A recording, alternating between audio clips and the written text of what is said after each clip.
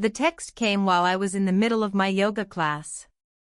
I'm done with this marriage, taking what's mine, and moving to California with Jenna.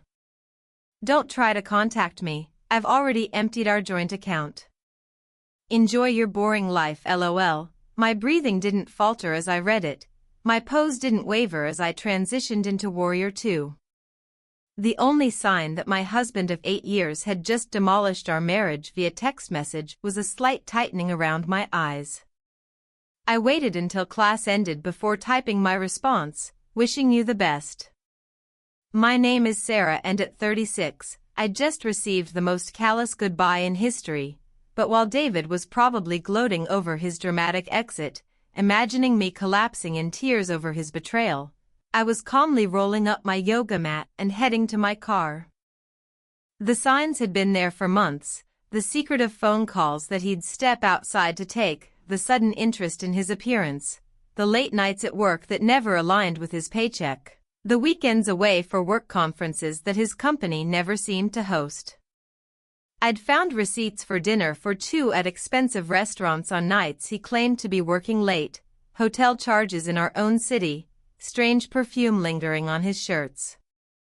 Jenna, his coworker, 15 years younger, who laughed too loudly at his jokes at the last office party I attended, who looked at him with undisguised admiration while barely acknowledging my existence. 4 months ago I'd found a text on his phone when he'd left it unlocked, "Can't wait to see you tonight, don't worry, she suspects nothing." That same evening I'd opened a separate bank account at a different bank. I started moving small amounts over time, not enough to raise suspicion, just enough to build a safety net. When David mentioned wanting to combine all our accounts to simplify things 3 weeks ago, I'd smiled and agreed while continuing my careful financial planning. His text message about emptying our joint account made me smile. That account held exactly what I could afford to lose, enough to keep him from getting suspicious about my withdrawals. The rest was safely held elsewhere, along with documented evidence of every suspicious transaction he'd made over the past 6 months. My phone buzzed again. "Don't worry about the house, I'll let you keep living there until you find somewhere smaller. You should be grateful I'm not kicking you out immediately." The house he was so generously allowing me to stay in, my grandmother's house that she'd left to me in her will, the house that had always remained solely in my name despite David's repeated suggestions that we should put it in both our names for estate planning purposes, another lucky instinct that had served me well. I didn't respond to his text. Instead I called my lawyer, the one I'd consulted 2 months ago when I'd found hotel receipts for a weekend he claimed to be at a work conference in Chicago. "It's time," I said simply, "he just made his move." "The papers are ready to file," she replied. "Do you want him served immediately?" "No rush," I said, "let him think he's winning for now." My phone vibrated with another message. "I know this must be crushing for you, but honestly we both know you've been holding me back all these years. Jenna understands my ambitions in ways you never could. You'll be fine, just focus on your little online business, maybe you'll meet someone more your own speed." My little online business, the successful graphic design studio I'd built from scratch over the past decade, the one that generated more revenue than his middle management position, the one whose profits I'd carefully kept separate from our joint finances. I smiled as I drove home to the house that David thought he was being generous about letting me stay in, the house that had never been his, the house where I'd kept physical copies of all our financial records despite his insistence that we should go paperless to save the environment, another fortuitous decision as it turned out. That evening I systematically gathered every piece of evidence my lawyer would need, from the statement showing the joint account had been emptied to the records of David's suspicious transactions over the past year. I found our wedding album while organizing paperwork. David looked so different then, before he'd started dyeing the gray in his hair, before he'd started wearing clothes too tight for his softening middle, before he'd started using slang that sounded ridiculous coming from a man of 42. My phone kept buzzing with texts from him, each one more condescending than the last, I've been planning this for months, you know. Jenna understands me in ways you never could. She's helping me start my own business venture. We're going to make millions. You always held me back with your cautiousness, your need for stability. Boring, boring, boring. Told my parents already. They agree we grew apart. Not really anyone's fault. I screenshotted each message, adding them to my evidence folder, saved in multiple locations. Let him dig his hole deeper. My lawyer would love his casual admission of planning this for months, his gleeful announcement about emptying our account. The last text caught my attention. Got us first-class tickets to LA on your credit card. Consider it your going-away gift to us, LOL. Perfect. I called the credit card company. I need to report fraudulent charges and cancel a card immediately. The representative's professional voice became warmer as I explained the situation. 2 first-class tickets to Los Angeles charged today, hotel reservation at the Beverly Wilshire, and yes, I'll need to remove my husband as an authorized user immediately. Do you have documentation of the fraud?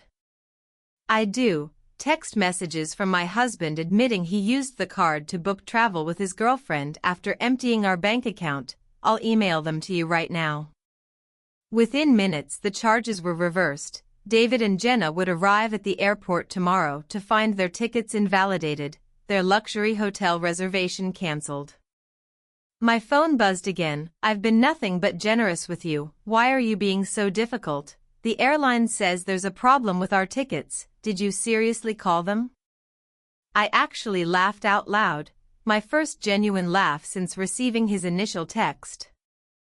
Yes, David, I did call to report the fraudulent use of my credit card. You emptied our joint account, remember? His response came quickly. That was our money. I earned most of it anyway. You and your silly little business never brought in real income. I took a screenshot of that too, another piece of evidence for my lawyer. I thought about responding but decided silence was more eloquent. Instead, I poured myself a glass of wine, the good stuff I'd been saving for a special occasion. This qualified. Tomorrow I'd call the additional contacts my lawyer had suggested. Tonight I would enjoy the quiet and plan my next chapter. Morning brought a flurry of increasingly panicked texts from David. The airline won't honor our tickets. The hotel has no record of our reservation. What the hell did you do? Answer me. I silenced my phone and opened my laptop to check on my latest design projects. Life goes on even when your husband abandons you for a coworker young enough to be his daughter. Around noon his mother called. Sarah dear, David told us everything about how controlling you've been, how you forced him to leave. He says you're being vindictive now, causing problems with his travel plans. I put her on speaker while I worked on a client's logo design. Did he happen to mention emptying our joint bank account without warning, Martha, or charging first-class tickets for himself and his girlfriend on my credit card? Silence, then. Well, he said you'd been difficult lately, that you drove him away. Martha, I have his texts. Would you like me to read them to you? The one where he bragged about taking all our money? Or perhaps the one where he mocked my age and my business? Another pause. He did seem a bit harsh. I told him that texting you like that wasn't appropriate. I appreciate the call, Martha. I've always liked you, but I think it's best if we end this conversation now. My lawyer has advised minimal contact with David and his family. Goodbye, Martha. By late afternoon, David's brother Jacob was passing gossip through mutual friends. Apparently David and Jenna were stuck at an economy motel near the airport, their California dreams temporarily grounded. He'd tried using his personal credit cards, but those had been maxed out for months, another red flag I'd noticed. My lawyer called with an update. I've filed the divorce papers and requested an emergency hearing given his admission of emptying the joint account and the documented credit card fraud. We're in a strong position. Has he been served yet? Not yet, but he will be at his current motel address. I smiled, thinking of my own documentation, a year's worth of suspicious charges, hotel receipts, text messages that proved premeditation. David had been so focused on his grand escape that he'd never considered I might be watching, waiting, preparing. My phone buzzed with another text. "You think you're so clever, but I took copies of all your business records. I'll be entitled to half of everything you've built." I forwarded the text to my lawyer, adding it to the growing file of David's mistakes. Let him learn the hard way about separate assets and business ownership. I'd kept meticulous records, documented every penny that went into my business, established it before our marriage, maintained strict separation between business and personal finances. Sometimes the best revenge is simply being prepared. The emergency hearing the following week was exactly what I'd hoped for. David showed up looking disheveled in clothes that suddenly seemed too tight, his trademark confidence dimmed by the reality of his situation. Jenna wasn't with him. I'd heard through mutual friends that she'd gone back to her apartment after their luxury travel plans fell apart. "Your Honor," David's hastily hired lawyer attempted, "my client admits to some impulsive decisions, but Mrs. Miller's actions have been calculated and vindictive." Calculated? My lawyer countered, "You mean prudent." My client protected her separate assets and maintained detailed records of her husband's suspicious behavior. That's not vindictive, that's smart business. The judge reviewed my documentation, the separate property deed to the house, the business incorporation papers solely in my name, the careful separation of business and personal finances that David had always criticized as unnecessary. "Mr. Miller," the judge addressed David directly, "you admitted via text message to deliberately emptying a joint account and using shared credit cards to fund a trip with your girlfriend. Do you deny writing these messages?" David shifted uncomfortably. I was angry. Things weren't going well in our marriage. "By committing financial fraud?" The judge raised an eyebrow. "Mr. Miller, this court takes a very dim view of financial misconduct. All shared assets are frozen pending final dissolution. You are ordered to return the funds removed from joint accounts within 24 hours. I watched David's face as reality started sinking in. He thought this would be easy: empty our accounts, run off with his girlfriend, maybe claim half my business in the divorce. He'd never bothered to understand my insistence on keeping things separate, had mocked my careful record-keeping as obsessive. Outside the courthouse, I heard his lawyer explaining the severity of the situation, my heels clicking confidently across the marble floor as I walked away, heading back to the business he'd dismissed as a little online venture, the business that would now secure my future. The next few weeks brought increasingly desperate moves from David. He tried claiming my design studio had been his idea, that he'd provided seed money, that he'd been an unofficial business partner, all claims quickly disproven by my meticulous records. He tried suggesting that I'd hidden assets before the divorce, another accusation easily refuted by dated bank statements and business documents.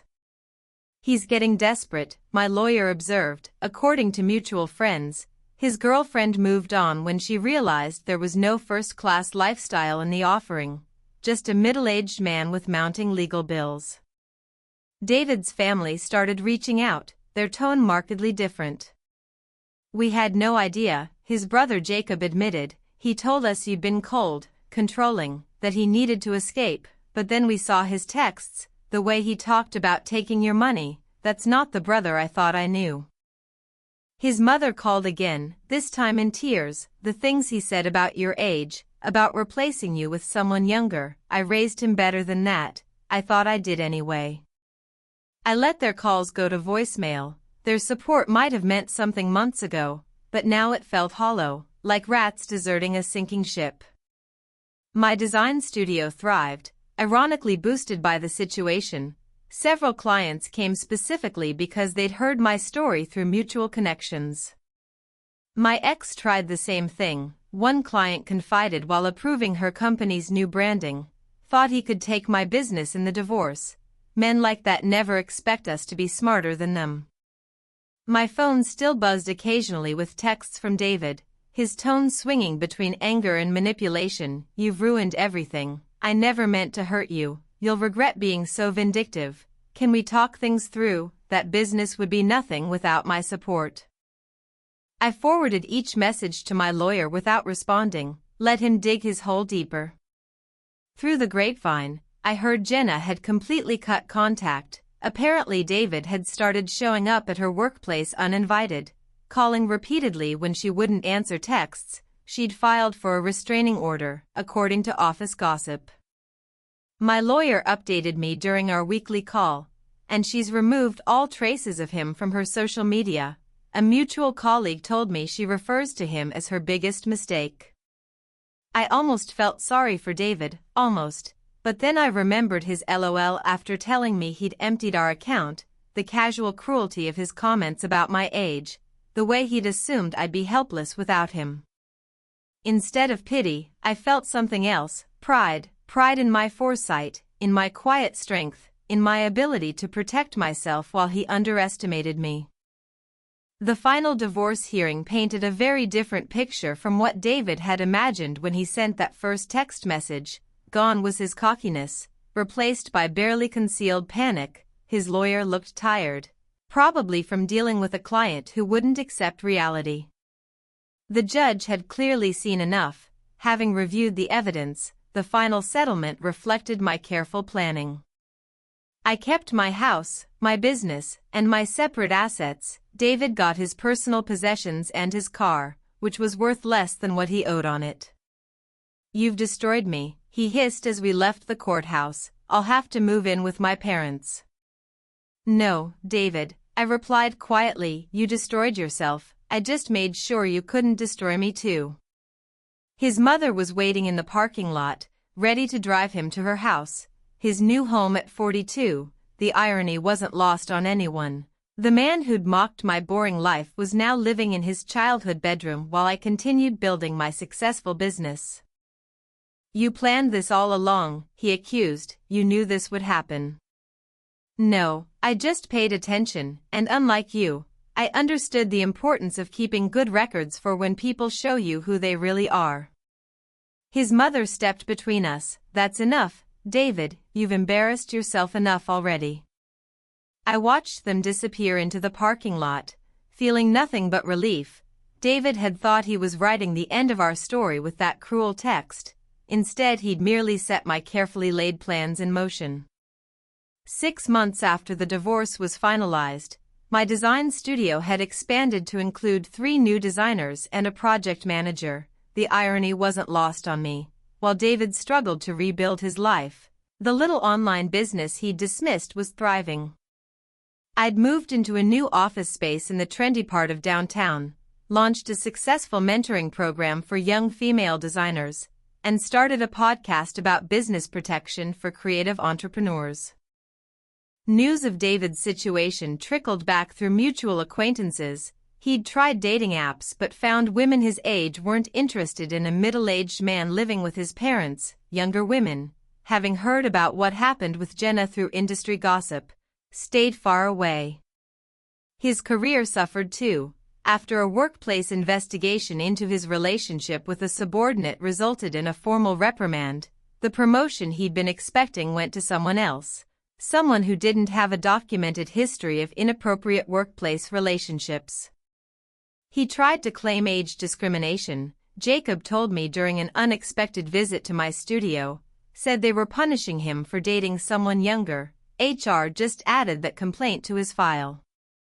I was surprised to see his brother in my office, but his presence spoke volumes about how thoroughly David had alienated his own family. "I know we didn't support you initially," he admitted, watching me work on a client presentation. He played the victim so well, but seeing how he handled everything afterward, I'm ashamed we believed him. My lawyer kept me updated on David's continued attempts to challenge the divorce settlement. Each petition was denied, his claims of unfair distribution dismissed based on the evidence of his own actions. He actually tried arguing that his text about emptying the account was just a joke, she told me, laughing. The judge asked if LOL made theft less of a crime. The studio's success brought unexpected validation. Business magazines wanted to feature my story, not as a scorned wife, but as a savvy entrepreneur who'd protected her interests. Young business owners asked for advice about keeping personal and business finances separate. The best protection is preparation, I told one young woman who reminded me of Jenna, and always trust your instincts. David's mother called occasionally, usually after he'd done something particularly self-destructive. He'd tried day trading, hoping for a quick fix to his financial problems. He'd gotten involved with a get-rich-quick scheme that promised fast returns. Each attempt to recover his former lifestyle just dug him deeper. I don't know where we went wrong with him, she sighed during one call. His father and I offered to help him find a decent apartment if he'd just take responsibility, but he's still blaming everyone else, you, Jenna, his company, the judge. I listened politely but maintained my distance. Their family drama wasn't my problem anymore. My life had moved forward, filled with plans for expanding my studio nationally and launching a line of design resources for small businesses. The only reminder of David's impact on my life was a framed screenshot hanging in my office. His final text before I blocked his number: "Have fun with your little online business, at least it'll keep you busy in your old age." Below it sat my latest business award, proof that sometimes the best revenge is simply succeeding on your own terms. 1 year after the divorce, I hosted a launch party for my design studio's new branch office in San Francisco. The event attracted industry media, and the story they wanted to tell wasn't about my failed marriage. It was about a successful businesswoman expanding her brand. David's betrayal had become a mere footnote in my success story. During the event, Jenna unexpectedly walked in. She looked younger than ever. Or maybe I just felt that much stronger. She approached cautiously, clutching her portfolio.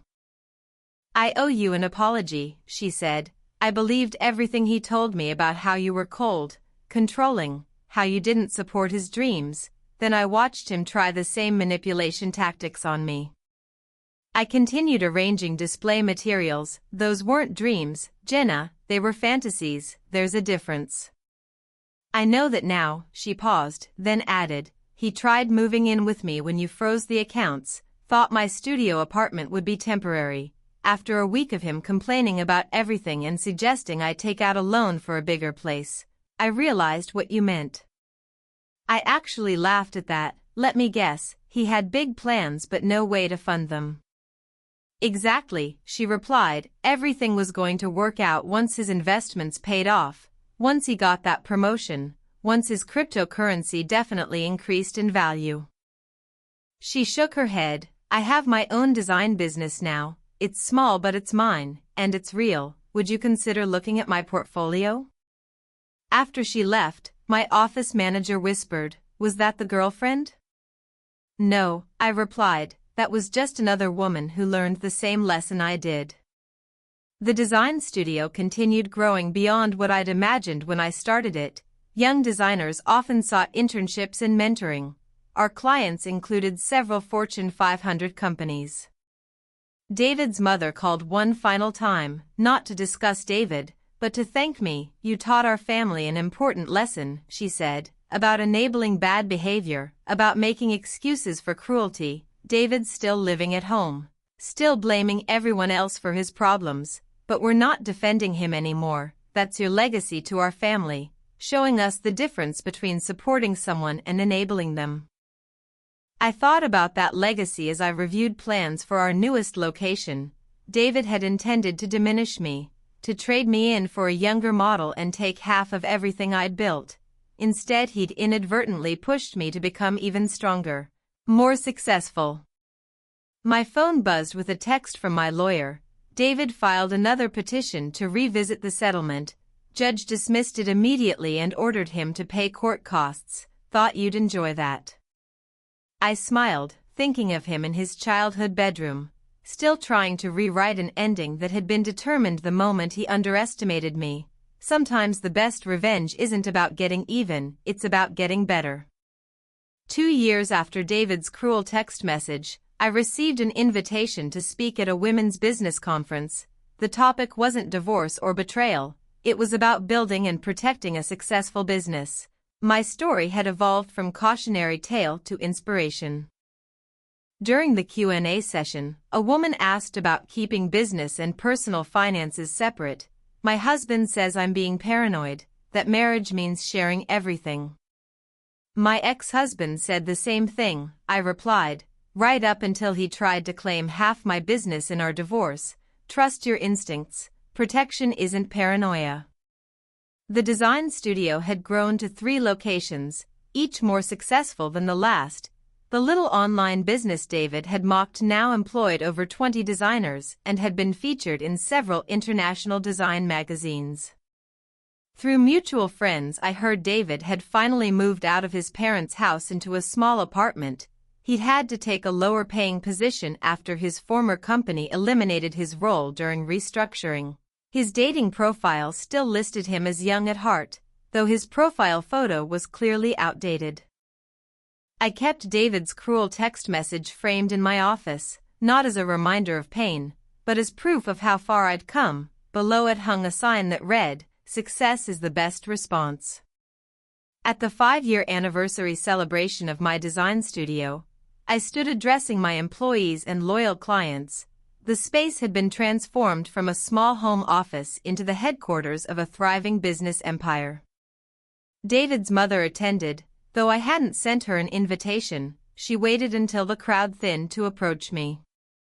"I saw David yesterday," she said, smoothing her designer dress, one she'd bought from a boutique owned by a client of mine. "He was talking about what could have been, about the life he thinks you took from him. He still doesn't understand that he didn't lose everything in the divorce, he threw it away." I thought about that text message, his casual cruelty, his assumption that I would crumble without him, how he'd expected me to beg, to break, to prove him right about my desperation. Instead, I'd built something stronger than before. Each new studio location was a testament to what women could achieve when they refused to be defined by someone else's limitations. The young designer I'd hired last month came over with a question about our newest client. As I explained our approach, I caught a glimpse of my reflection in the window. I saw what David had failed to see 5 years ago, not a woman getting older, but one getting wiser, stronger, more successful. His cruel text message had meant to be an ending. Instead, it had been a beginning, not just for me, but for every woman who heard my story and realized she deserved better than being collateral damage in someone else's midlife crisis.